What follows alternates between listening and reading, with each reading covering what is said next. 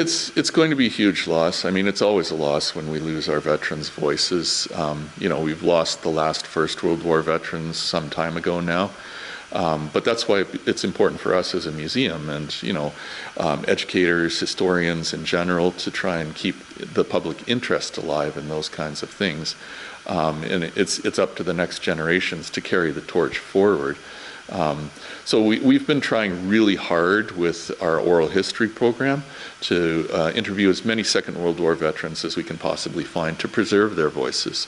For us, it's quite difficult because we really like to have those impactful stories. We want people to be able to have that personal connection, and having somebody who's actually been through a war and tell their firsthand experience is something that really makes memories for students that come through our doors. The education component for this is huge, and having the loss of these veterans impacts how the next generation remembers things, what they're going to do in the future, and how they're going to go about their daily lives.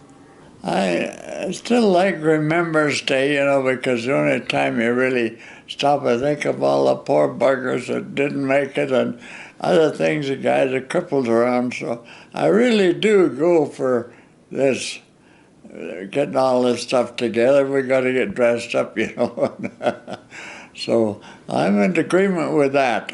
But when we're flying, I honestly didn't think we'd make it because, I thought if it happened, it's going to happen, and I just hope it happens quick. I don't want to go down in a flame or something. I had a special prayer, I think I told you. Yeah.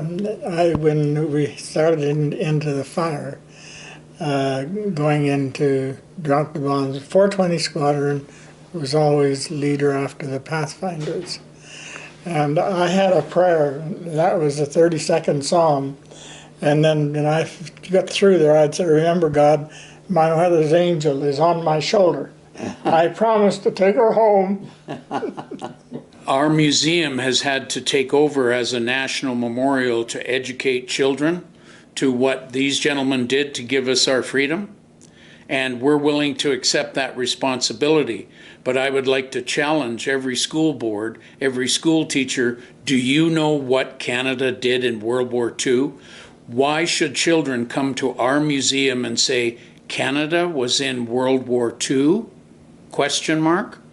I am concerned that the Canadians are not being told of the excellence of gentlemen like these guys that did their best to give us our freedom. So I am concerned about it. Our museum will take responsibility, but it certainly is something for the future. We must protect this history and heritage.